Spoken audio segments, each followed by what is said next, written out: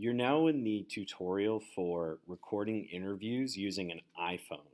If you don't have an iPhone and you have an Android phone or an LG or Samsung, whatever it is, the Android operating system, you're going to close this tutorial, go to the other tutorial in our Google Classroom and open the tutorial for Android phones. If you have an iPhone, make sure that you've downloaded the Voice Memos app or that it's already on your phone. Sometimes this gets deleted because it's not an often used app. You can search for the app on your phone. It's probably already there. If not, go to the Apple or the iTunes store and download Voice Memos.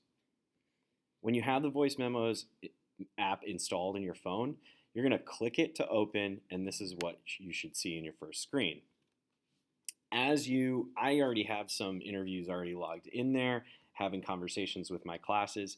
Here's how you enter a new recording and share it to Google Drive. Having it on Google Drive is going to make it easy and accessible for you to transcribe when we're in class. So when you open the app, you're going to see the button to record.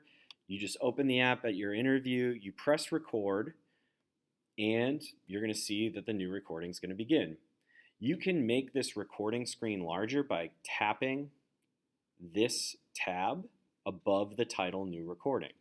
When you tap it, your screen will look like this. You'll have the time and duration of your interview. You'll have levels for how loud you are being or how loud your interviewee is being. This is really important to check because if you're sitting at the table with somebody and they're responding to a question and maybe they're not speaking loud enough, you can check to see how loud they're speaking by monitoring these red levels. Too much means it's going to be really loud when you're listening to it, but too little means you can't hear it at all. So it's better to make sure that the microphone's close to them or that you ask them to speak up if those aren't loud enough. When you're done recording, you're going to hit the pause button here at the bottom. Your screen will turn to say resume. This means that it's paused and the white lines indicate that the recording is no longer happening.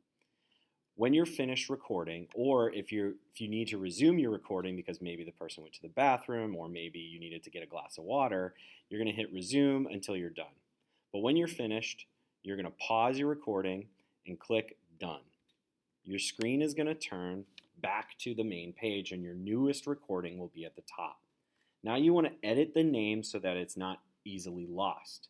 You just click new recording and your cursor will pop up. You'll be allowed to type in a new term. So I just made mine interview 1. You can make yours the name of the person you interviewed. It's up to you.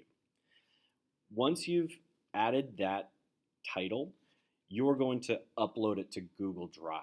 You do that by clicking the menu icon here. When you click the menu icon, you'll get some options to share, edit, or duplicate. You want to share, unless you want to edit it right now before you upload it. If you have any editing preferences, maybe you want to take out some blank space, get rid of some coughing or other sounds in the background, you can do that if you know how. Otherwise, just upload the whole file to the Google Drive. You're going to click the share icon and you'll get some options from your phone. It should be said that you need to have Google Drive downloaded on your phone to make this as easy as possible. If you don't have Google Drive, the next option is you email it to yourself, which should be a share option here, and you can email it to your KIPP student Gmail. Anyway, I have Drive installed, so I'm going to click Drive. Once I'm in Drive, maybe your phone is already logged in to a personal email. You want to check to make sure that you have your KIPP email as the drive that it's going to access. If you have your personal email, you can change that by clicking this arrow and entering your KIPP profile as the location of where it's going, the drive that it's going to go into. You also want to organize at this point by making sure it doesn't just get dumped right into your drive because you can lose it. It's going to go in the drive and it's just going to get logged according to the last time that you used it. So I always like to organize by clicking My Drive, finding the folder it suits. So I'm going to put it into KIPP 2019-2020. And then from there, I can put it into my English 11 file or folder that is just designated for my oral history. So that's how you record and then upload those files immediately into Drive.